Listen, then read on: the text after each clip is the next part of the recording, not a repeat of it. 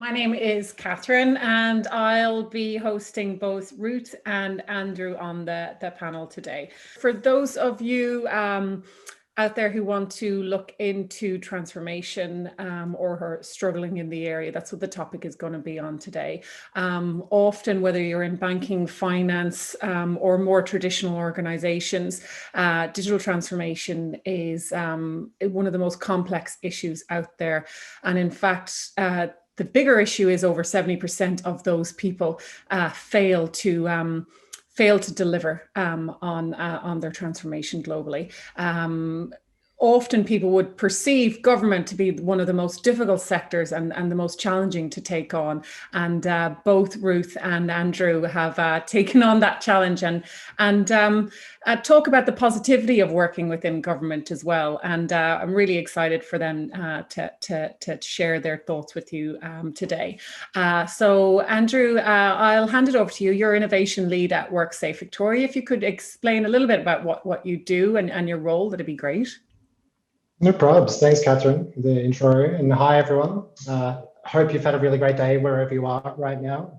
So my name is Andrew Barry. I'm currently an innovation lead at WorkSafe Victoria, where I've now been, I think, for a couple of years. So I've been in the role for a little while. Look, guys, I think the easiest way possibly to describe the role that I currently have at WorkSafe Victoria is that our innovation team is broken into 4 portfolio areas. And one of those portfolio areas is what we call recovery. And that's the area that I'm currently leading within our team. And really the core purpose of the recovery team is to look for opportunities, I guess, to improve the recovery experience itself and recovery outcomes that might be required if someone is unfortunately injured in the workplace. So a lot of my time is spent basically figuring out how we fundamentally improve experiences for injured workers in the Victorian community.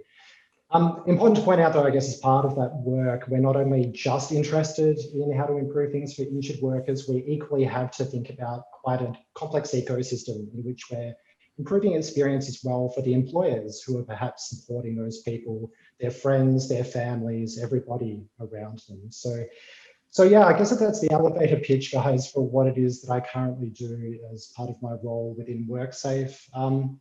Prior to WorkSafe, I came from a very different space. I was actually a design lead at Fjord. Some of you might know about Fjord and their work, but if not, they're quite a large service design and innovation agency that are now part of Accenture. I was there for about 4 years or so as a lead, and I was lucky enough in that time to work across a pretty diverse range of kind of projects, both in the public sector and the private sector and across APAC. So yeah, I was lucky enough to be involved in a lot of different styles of projects.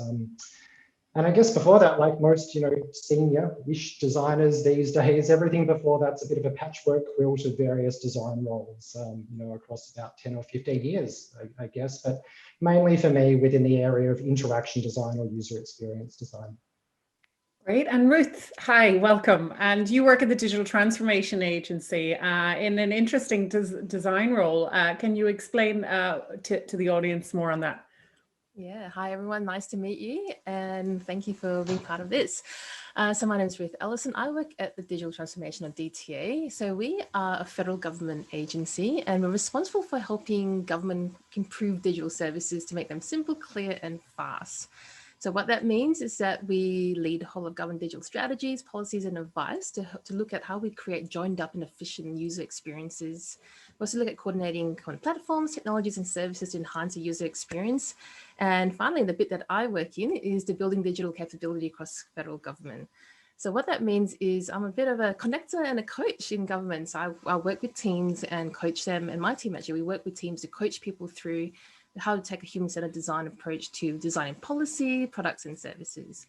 It's really exciting. I really like what I do. And it's a really interesting challenge as well, because working at federal level, we have a lot of agencies who are working on very complex things that impacts Australians across the board. And it's always interesting to see what's changing in this space. Yeah, that's for sure. And I will start with you, Ruth, because for those, the digital transformation in government, that's a very broad area. Can you clarify what the DTA does? Yeah, so it's really more, at the moment, our scope is federal government. Like, so we are focused on improving the user experience of services and working with agencies to help do that. So the digital transformation is, although we have the word digital in our name, it's a little bit of a misleading thing, because a lot of the work we do is really about transforming cultures and mindsets. So although people talk about but transforming digitally, we go in there, we talk with executives, with teams, we try to understand what outcomes people are trying to do, and how do we help them take that human-centered approach to doing what they're working on. And often we're dealing with teams who have a range of experience. So some are very experienced in doing human-centered design, others less so. How do we help connect those capabilities and experiences across government to help make a more efficient and joined up user experience? A bit tricky when you're dealing with large government agencies, but worthy challenge. Yeah, no, it is really interesting. And I guess your role in the mission is to drive that change, or what is specifically your role? My role is more of a coordinating and facilitating and coaching role. So we don't necessarily, like, there's elements of DTA that would actually help drive some of the, what we call kind of life events, working with federal and state level government to work out how do we take a life event approach to improving the experience of our citizens and businesses and our communities engaging government. But my particular role within that is how do we enable the uplift of digital capability in both product design and product delivery, user research, service design, all these different elements, so that as government, we are capable to actually implement and deliver these changes. Because often we're working with people who are doing a bit of a shift of career. We're also working with people who have been doing design for a while, but may not be necessarily doing design in the digital space. Great. And Andrew, just talking through roles, is your role on innovation a centralized function, or how does that work? Yeah, look, at the moment it is a centralized function. We're essentially a team of 25 people or so who are essentially a centralized capability, I guess, within the organization. We sit within a broader function, which in WorkSafe is called Innovation and Insights, which includes not only innovation and the design practices, I guess, within innovation, but more traditional research capabilities as well. We work, as Ruth was describing, in a highly complex space with a lot of interfacing with, the health system, the health community. So we tend to do a lot of research in those areas. And we also have things like data and analytics teams and some of these new digital capabilities that have only really come on board within WorkSafe in the last couple of years. Look, in terms of the way that we function at the moment, we tend to be a bit more of a service to the organisation, as in we're effectively taking briefs and problem spaces or wicked problems, from different areas of the organisation and then embark on certain kind of projects to help attack those things or focus on those things for the business. So that's the way that we operate at the moment. I dare say, though, as we progress as a capability, I think we'll actually start to see more hybrid models occurring. We're starting to see that a little bit more, where we kind of act in a more decentralized way. We perhaps work with by embedding with other teams within the organization to kind of perhaps even establish new value propositions, or even go out the opposite end of the value chain and work more so with delivery teams and actually embed some of our design capabilities in there to make sure that, the work that we've done actually gets to, out into the real world as well. Yeah, and that is an interesting one, trying to instill the design practices into the dev and the other parts of the team. Is there a challenge with, if you're trying to transform a place, is there a challenge there to make everyone innovative? I think so. It's definitely a pretty big challenge, but I don't know. Look, I think just kind of picking up on something that Ruth was saying about human-centered design, I think for us, we don't see it necessarily as a challenge of trying to make people more innovative. we tend to see it more as being a challenge of how to kind of infiltrate human-centered design practice more prevalently throughout our organization. It's not necessarily just about innovation, because I find innovation can be quite a loaded term depending on who you talk to in really large organizations. So look, in our team, we take the approach, I guess, that we're essentially using human-centered design as the potential vehicle for innovation. And the more that we can get people in the organization involved in human-centered practice and human-centered projects, the more we build up the muscle memory, I guess, within our organization around innovation, and hopefully start to see some positive cultural change in that respect. And just before we move on, is there a problem with everyone thinking outside the square on it, or what are your thoughts there? Yeah, I guess that my thoughts are, Catherine, that I haven't yet seen that problem, and I'd love to see it at some point in time. Almost, the problem of having too much innovation and everyone kind of thinking outside the square. No, look, I think one of the things that I have realized, I think, about our work in the last couple of years is that for me, I feel like the examples of in which I've seen innovation, the best examples I've seen of innovation, especially in the public sector, have been kind of in that tension almost between existing ways of working and new ways of working. And I think that for anyone who's working in design or innovation in the public sector, it's a tension that we deal with every day. And so I actually see that as being quite a positive thing in some respects. So perhaps one of the problems of everybody thinking outside of the square is that you perhaps lose some of that tension. Philosophically, though, I don't necessarily think that thinking outside of the square needs to be something that's just the domain, though, of innovation practitioners or design practitioners. I think it's something that hopefully you start to see kind of happen more so right across your organization. But yeah, I do sometimes think that, innovation tends to happen at that tension point between those who are not yet thinking outside of the square and those who are perhaps a little bit more comfortable with thinking outside of the square. Yeah, it is an interesting, I guess it is the best of both. Ruth, I'll go on to you on an area of where to start. How do you transform change? Do you start top down, bottom up, or is there a standard approach that people can take? I like, Andrew, what you were saying, like infiltrating through the different levels of organization. For me, my experience of doing this, both as a consultant for two government and now as a permanent public servant, is really, it's a very standard approach. So it's really about trying to come to understanding of what is it the organization is trying to achieve and the people that you're working with trying to achieve. I think so often we get caught up in, as designers and developers get so caught up in the jargon and the processes and the tools that we have, and it's also exciting. But often in dealing with executives, they don't really care that we're using this particular canvas over this particular other tool. They just want to achieve a particular outcome. So in terms of where do we start, just trying to, I think, a top down, sideways, up and down, all directions is really useful. So I find the greatest success we've had is finding a champion at the executive level and working with them. While in the meantime, starting small, finding little projects and products that we could actually start converting and working with those teams. And then once you get that success, they can be used to talk to other people and go, wow, we've done this. This is really valuable for us. And we want to keep doing this more. And they become the advocates and start kind of rippling that change onwards. Because right at the start of my career, when I was doing transformation, we were trying to do too much and gone too wide too quickly. And it was really hard to do that because it's hard to support in the kind of mindset shift on such a large scale without finding the right levers and champions.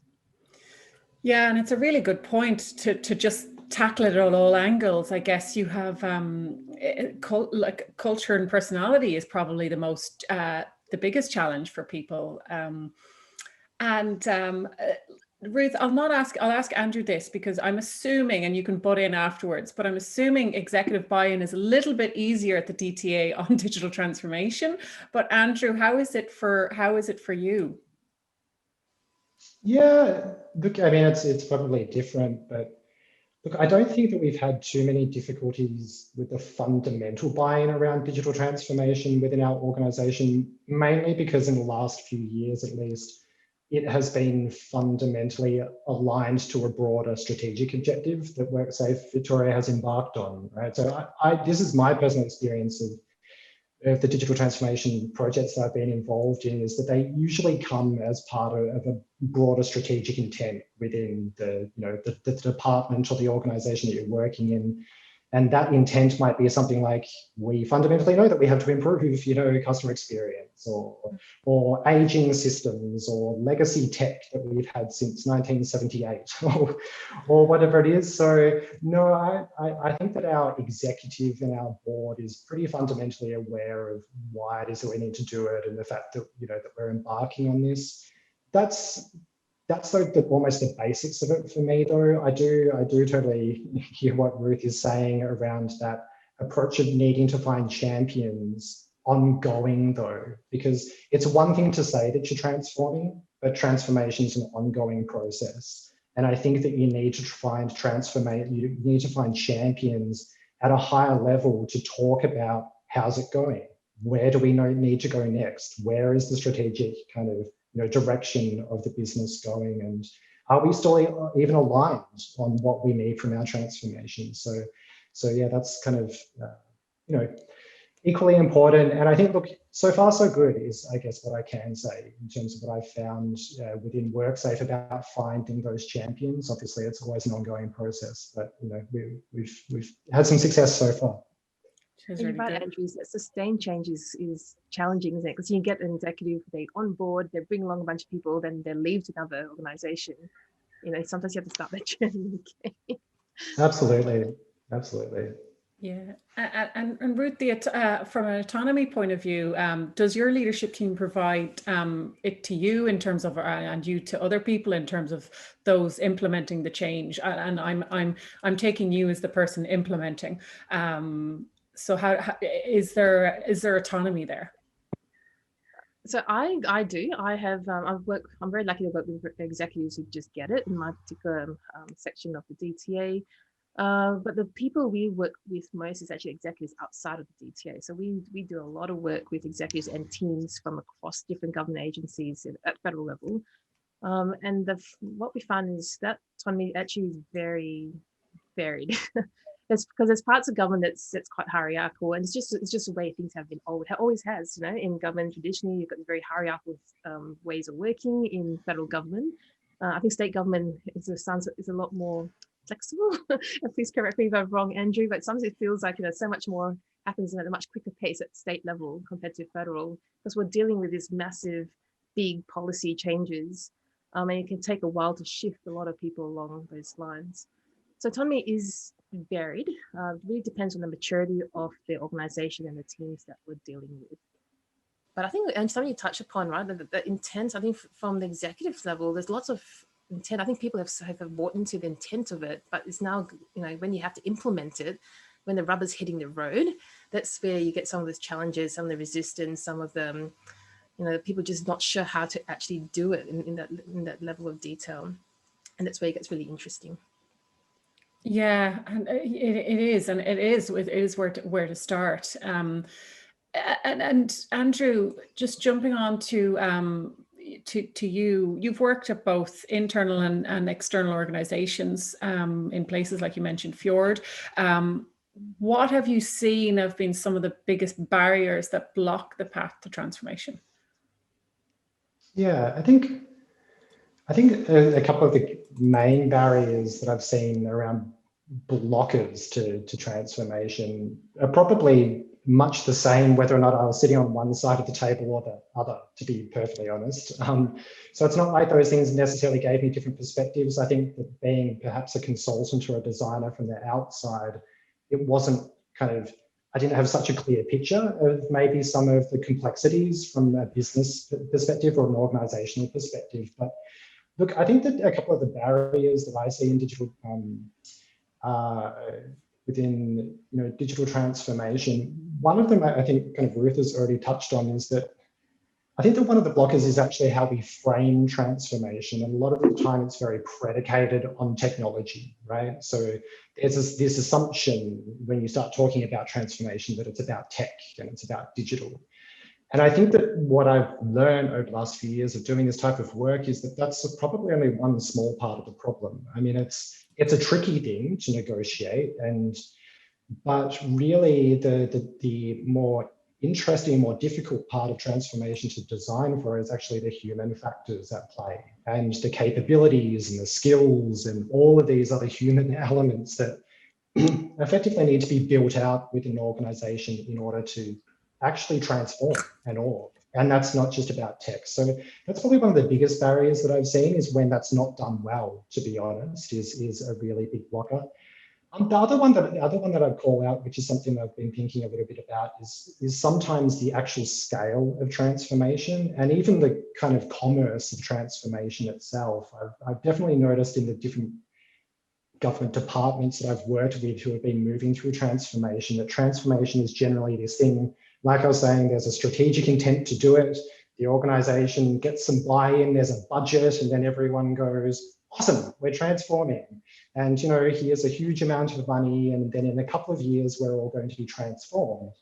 And what I've found is that that's just not necessarily true. You know, like I think we started with tonight, not many transformations come in on time and on budget for a start. They tend to take longer than we're thinking that they're going to. And I actually think that there's something inherently wrong with the way that we think about the scale of that transformation though. And sometimes it runs counter to the fact that, you know, I think that in order to transform, you actually have to do smaller, kind of more incremental and sustainable work in order to really transform. And sometimes that's it's almost counter to the way that we talk about transformation itself. And can I just add to that, building on what Andrew is saying, it's not just counter, right? It's at the federal level, the way the money, the products and services and projects are funded, it's almost counterintuitive against that, because it's funded we fund massive big chunks of project, millions of dollars at a time. Yet often the way transformation occurs, the best happens in this kind of small incremental changes, small experiment, and we keep building upon that. But our funding models don't necessarily support that right now. And so we have this constant tension of the way big funding occurs, but then the way actual on the ground people have to do this is very hard, because it's a big clash. So I'd love to see a massive transformation at the whole money side of government, but that could be years and years down the track. Think big. Is there an argument that, sorry, Andrew, is there an argument that the budgets, there's no finite end to digital transformation, that's an ever evolving piece, and putting a definitive, I need to have it at this time and this budget, is it set up to fail? Because that's almost anti what you're trying to do. Yeah, look, it's an interesting question, Catherine. I do think that at the moment we don't yet have the models and perhaps sometimes the vocabulary around that in terms of those models to kind of, it's funny, yes, I totally think that there's a tension between, you know, incremental design effectively and incremental development and the way that we fund these things. And look, I think, you know, looking at into the future, perhaps as we start to see that dialogue play out a little bit more, I'm hopeful that perhaps we start exploring perhaps the funding models around that within government at the moment. But yeah, I think that traditionally the way that government tends to fund things is almost at a program management level. So we're used to funding these big programs of work, and the predominant program management model doesn't sit so neatly sometimes with the world of iterative design, you know, lean, agile product development, or whatever methodology we're using. Yeah, great. And I'll just pause to ask the audience, if you've got any questions, join the Slack channel, ask the speakers. We've got plenty, we usually have plenty of discussion on there, both during the talks and afterwards. So please do use that channel for anything that you'd prefer me to ask, because my goal is to make the questions interesting for you. I'm going to move on to something that I think the audience will really resonate with, and that's culture and mindset. And we've touched on it in the beginning, but in terms of innovation. But Ruth, is there a change of mindset needed for employees to embrace digital transformation? Oh, that's a definite yes. And Angie's touched upon this, right? I think part of the shift is this understanding that transformation, not just technology, but it's actually about people, cultural mindsets. And that's very big, this mindset shift, because often the way things are funded, we've got projects that get set up. There's always projects or programs rather than products. It's set up to really do this big system changeover. But at the end of the day, how do we do iterative development and design? How do we help bring people on that journey and get people to think more holistically about the human that has to use this thing at the end of the day? Yeah, great. And Andrew, have you started to hire differently? What are the indications of an innovative thinker? Yeah, no, we haven't really started to hire differently, but I say that being more specific to the way that we've built out innovation. I think, once again, we've only been around for a couple of years, right? So we've kind of really just needed to build core capabilities. And for us, that has meant trying to create enough of a multidisciplinary team that kind of covers off, enough of the craft and some of the fundamentals of what we need to build out as a team just to be able to get going. And so in short, no, we haven't necessarily hired differently. But what I have found is we've had some really great success stories recently where we've collaborated with different areas of the organization and seconded different people from quite different backgrounds. So for example, a lot of our team are designers, technologists, and come from a range of different backgrounds. But we might work on a project with someone, for example, who's a health expert in a certain domain, or maybe even insurance kind of expert in an area that we don't know a lot about. And what we tend to find is that some of those people that we've collaborated with will end up going for positions within our innovation team, which is a really positive cultural thing that we've seen. And what I've definitely found is that this is not just about internal hires, but we've definitely found that you can pick up on things quite quickly with some of those internal collaborators. And some of those things are the basics, I guess, of people who seem to be more comfortable with ambiguity, or tend to be the people who are always asking why, or the people who are prepared to dive into challenging an assumption or developing a hypothesis to test, or whatever it might be. So you start to see the inklings of these things in people. And I guess that we've started in our own team to think about being possibly more, I guess it's about being more inclusive, but a little bit more expansive as well in terms of our own thinking about what makes up a really great multidisciplinary innovation team within within the organization in which we work. And have you yourself changed your mindset during your career? Yeah, I change my mindset every couple of weeks, Catherine, I think. Look, yes, I have. I definitely think the biggest shift for me in mindset, if I had to pick one out, was probably going from working kind of on the outside of organizations to then going in-house. Probably for me was the biggest fundamental mindset shift. And I think that the mindset shift for me was fundamentally around, when you're working as an external design consultant or within design agencies, there's a lot of emphasis on craft and methodology and, almost proving yourself out, I guess, as a design practitioner. Because a lot of the time you're being hired by organizations to kind of helicopter in and help solve a problem. And I think that the fundamental shift for me when I joined WorkSafe and I started to work from the inside is that I definitely had a shift towards trying to understand maybe the human and the organizational kind of side of things a lot more, and having to really contemplate things like, well, what's driving this business? What are some of the pressures or the tensions organizationally, and what impact does that have on my ability as a design leader to actually push for the impact that I'm looking for as well. So yeah, that's probably the biggest mindset shift, I think, for me, if I track back, was kind of going from being on the outside of the walls to being on the inside of the walls, I think. Ruth, do you have anything to add to that? Yeah, it's a very similar journey for me, because I've been consulting for most of my career. Coming internally, it was a really big shift, because I always thought I knew how complex government was, because I've been consulting government for a long time. But you're right, Andrew, going in and actually getting that appreciation for the interconnectedness of everything where you think you're working on a simple interface or product, and you go, wow, this actually connects to this, and then this has this implication that causes this other process to get kicked off. And if you change it over here, there's actually 10 different organizations involved in that particular process. So that level of complexity just when, it was just significant. But also, you're right, the shift from craft to the strong focus on soft skills and the stakeholder negotiation and management and leadership became very, very crucial, because now you're in it for that long haul. It's about how you do that sustained change, building the relationships with people who are here as well for a long time, and then have this deep knowledge of their particular domain. How do you connect all those pieces and work towards a common shared goal when funding is separated from different organizations? There's different agendas, there's different ministers that we report up to. These are all competing. So how do we work together? So that mindset shift was less about research and user experience design, and more about the design and experience of the stakeholders and the decision makers in this journey.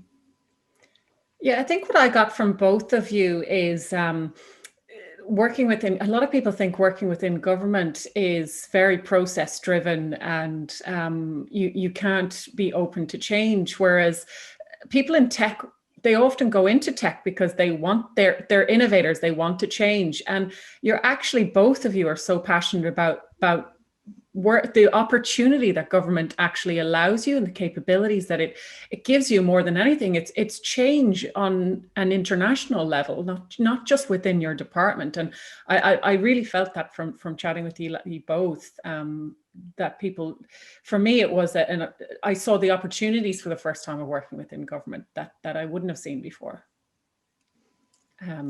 But we'll move on to maybe a little bit on the challenges.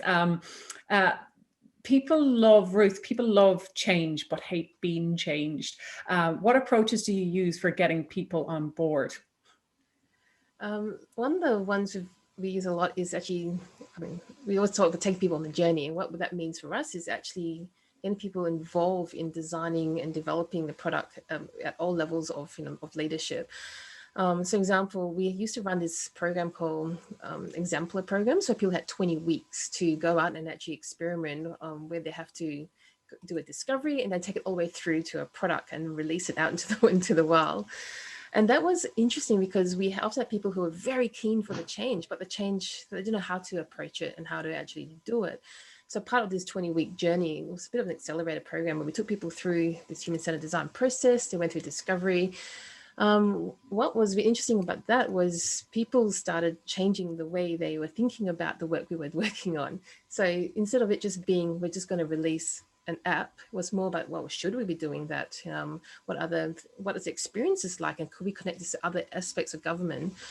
So those kind of projects was getting people out there doing research all together, which was a massive shift for people, because often we, as government, we often outsource the research process, and we get lots of experts come in. I was one of those when I was a consultant, would come in and would do the research.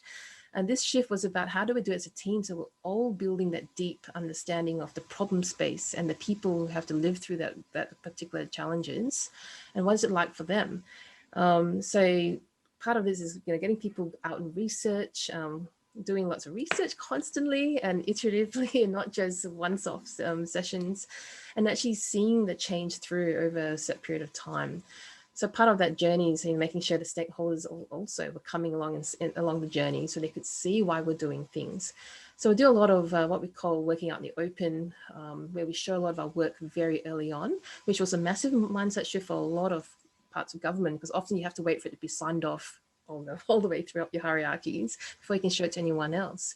This was about how do we show people the work we're doing so they can input early, they can help change direction if we needed to, and we keep learning and building as we go. And it was part of one of the few approaches we were using. Yeah, it's interesting. Andrew, did you have anything on that?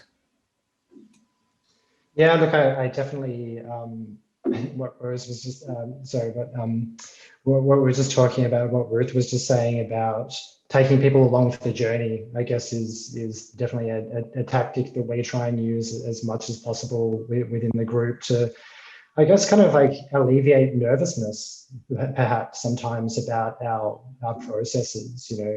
You tend to find that one of the blockers culturally tends to be that thing of like, well, people are just kind of, hearing about or, processes that they're not sure about and that they've never been involved in before. So yeah, we definitely find that one of the best ways to kind of alleviate that is to try and bring people along the process, but to also kind of like directly have them involved as collaborators as well. I definitely think that whole kind of mantra of learning by doing and kind of, de-risking things for people by actually having them actively involved in the process for us has been something that's definitely helped to get people to kind of,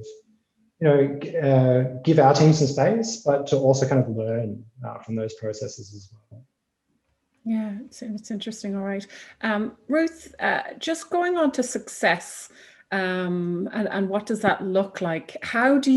More importantly, how do you measure it? Yeah, it's a good question. Measurement. As a researcher, measurement is a very important thing for us.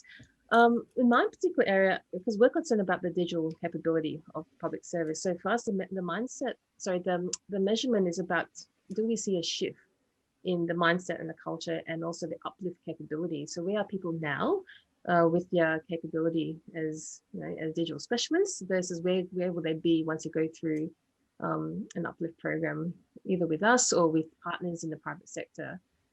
So for me, that person just seeing a shift of for somebody who might be really skeptical, and I think you used the word anxious, but Andrew, about this human-centered ways of working and agile ways of working, to suddenly being the well, not suddenly took a good few months to get there, but being the champion and advocate for it for me, it's a huge measure of success to see that. An example, I was working with a few people who were very skeptical of doing user research and how that impacts upon our product decision making. And I just kept getting this resistance constantly of, no, we don't do that. Should we even be going out people's homes? This was pre-COVID. Should we go out people's homes? And it's kind of weird. Why would we do that? It's very risky.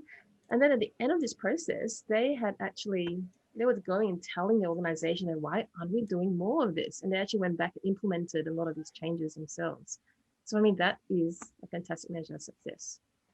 Yeah. And Andrew?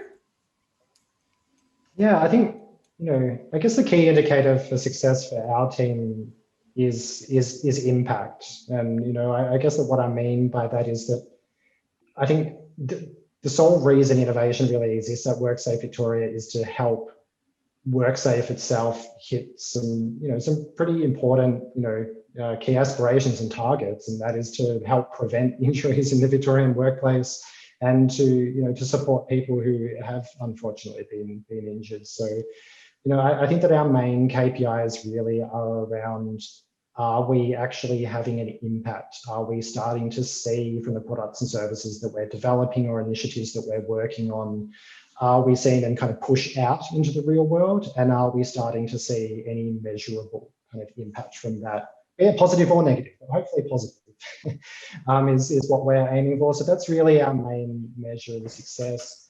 I think as Ruth was describing, I think that the other slightly more difficult to quantify but equally important measure of an internal innovation or design capability is more the cultural, kind of slightly intangible aspects of wanting to once again infiltrate some of those ways of working or more human-centric practices within the organization. And I think that we equally kind of measure ourselves by how many people are bugging us to run workshops, or product teams wanting to some input into perhaps different ways of working and those types of things as well. So that's definitely a way that we like to measure our own impact from more of an internal perspective. Yeah, and then just teams as well. The success in terms of happiness would be a big one. Is there anything that either of you are doing on that side to measure team success and i.e. happiness? Because it can be very challenging. It's a very disruptive and a very challenging piece that you're doing. Yes. Ruth, sorry. See, actually, one thing that I think the federal government look at is also the retention of people in the federal service, the federal public service, because there can often be a bit of a skills drain over back into private sector. I mean, I personally myself started in government 19 years ago and then left and went to private sector for a very long time. I only came back 5 years ago. So I think that one of the measurements for us is do people, feel satisfied working government, actually want to stay for a bit longer as well, and actually use their skills broadly. But I'm working on a pilot at the moment for government, which is looking at mobility of digital talent. And one of the things we're interested in is that happiness factor. If people take part in this kind of program, this pilot for the next few months, do they feel do they have higher job satisfaction? Will they want to stay? And do they feel like having an impact on the actual outcome of what they're doing? Because I think a lot of us join the public service because we want to work on meaningful, impactful things. You want to feel like you have made a difference to society. And that's one of the things we're trying to measure. Yeah, that's a really nice point, the impact on society. And very, very quickly, as a last quick question, what are you excited about? And I'll ask it to both of you. And Andrew, first, I guess, what's the exciting thing for you? Sure. Look, I think an exciting thing for me at the moment is actually related to skills and capabilities. And I think one of the exciting things that I'm seeing at the moment is that probably more than ever, as a really exciting thing in our space, is that we're actually seeing more design talent and more people who perhaps if I naively a couple of years ago thought about the types of people who would be wanting to join WorkSafe Victoria in an innovation team and deal with the complexities of government and public sector work, we're starting to see some really promising signs that we do have some really fantastic talent who are interested in joining those teams. And so I think for the sustainability of the work that we do and the sustainability of innovation and design in government, I think that this is an incredibly exciting trend that we're seeing at the moment. And that keeps me, I guess, super positive about the future. Great. And Ruth? For me, it's the speed at which all of us had to change. That's been really exciting because it's actually accelerated a range of capability uplift, a range of services that we've been doing as government. All the COVID has forced us to get things out there much quicker. So I'm excited to see how do we sustain that change, because that momentum has been built, but we can't work at that kind of pace all the time. So how do we keep building the skills, attracting the talent, but also upskilling the current talent that we have in the whole range of digital skill sets? So not just research and design, but also a lot of the data, the big data, the analytics, the AI, all those kinds of elements. How do we bring them together in products and services we're designing and still keep that human focused lens on it? Yeah, that's really nice. Thank you so much, both of you, for an amazing panel. I'm going to end it at that. Please do add both Ruth and Andrew to LinkedIn and ask them any final questions on the Slack channel. I'm going to hand over now back over to Jovi. Thanks. Bye.